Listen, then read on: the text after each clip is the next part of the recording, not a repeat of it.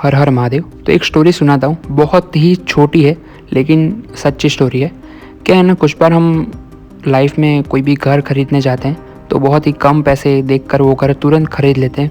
ना उस घर का पास्ट देखते हैं, ना उस घर में वास्तु का हवन करवाते हैं। इस तरह प्रतीक के जो पिताजी थे उन्हें भी एक बड़ा सा घर गांव में बहुत ही कम पैसों में मिल गया, तो उन्होंने ले लिया। ना उसमें वास्तु का हवन करवाया, ना उस घर का पास्ट जाना, कुछ नहीं, और अपनी फैमिली को लेकर उस घर में शिफ्ट हो गए। तो क्या हुआ कि कुछ दिनों के लिए तो ऐसी कोई भी एक्टिविटी नहीं हुई जिसके कारण उनको डर लगे या फिर ऐसा महसूस हो कि इस घर में कोई एंटिटी है। वो बहुत ही हैप्पी रहते थे, अपने काम से जाते थे, आते थे, रात को सो जाते थे, ऐसा कुछ भी फील नहीं होता था।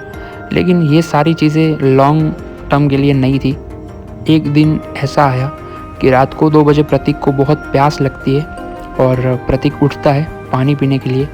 तो वो मेन डोर गैलरी का खोलता है किचन तक जाने के लिए, और जैसे ही वो डोर खोलता है और वो क्या देखता है, उसके जस्ट सामने एक ग्लास का वास पड़ा था और उसके अंदर से बहुत तेज़ रोशनी बाहर आ रही थी, जिसे देख के आंखें बंद हो जाए।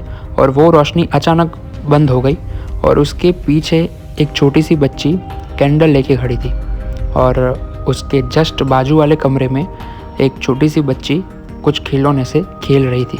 ये सारा सीन देखा प्रतीक ने और वो बहुत ही डर गया।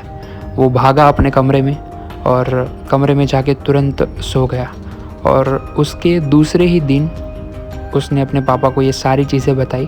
तो उसके पापा ने बोला कि यार ये कुछ सपना वपना आया होगा तुझे, और डरने की कोई चीज़ नहीं है क्योंकि इतनी देर तक कुछ नहीं हुआ, अब तूने क्या देख लिया। तो उसी दिन सेम डे प्रतीक बहुत ही बीमार हो गया। तो उसे बीमार देख उसके पापा ने सोचा कि यार ये कुछ आसान चीज़ तो नहीं होगी, मैं भी देखता हूँ रात को। तो उसके पापा भी रात को 2 बजे उठे, सेम उसके नेक्स्ट डे, और रात को 2 बजे उठ के उन्होंने भी देखा।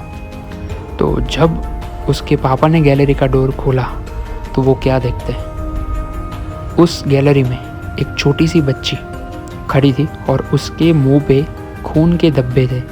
उस छोटी सी बच्ची ने उसकी जो वो उससे भी छोटी वाली बहन थी जो खेल रही थी ना साइड वाले कमरे में, उसको वो खा रही थी।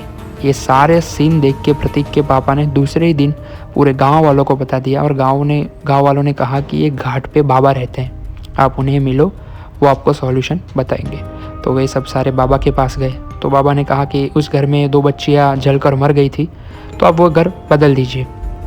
तो उन्होंने दूसरा घर उसी गांव में चेंज किया। लेकिन ये सारी चीज़ें बंद नहीं हो रही थी।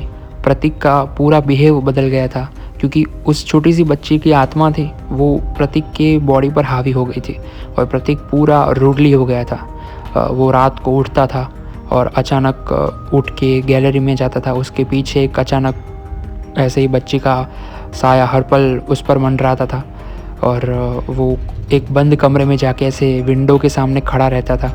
तो ये सब देख के उसके पापा ने सोचा कि फिर से वो बाबा को पूछते हैं कि क्या है ये सारी चीज़ें।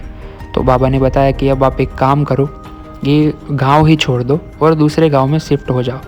तो कुछ दिनों में प्रतीक के पापा ने डिसीज़न लिया कि हम गांव ही छोड़ के चले जाते हैं। और जब गांव छोड़ा तब प्रतीक अपने दोस्तों के साथ एकदम ही नॉर्मली हो गया और खेल कूद के वापस घर भी आता था, स्कूल भी जाता था।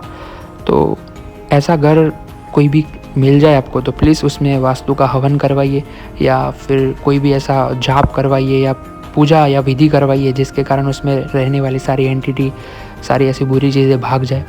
तो स्टोरी हालांकि बहुत छोटी थी, लेकिन आपको पसंद आई हो तो प्लीज़ वीडियो को लाइक करना और चैनल को सब्सक्राइब करना।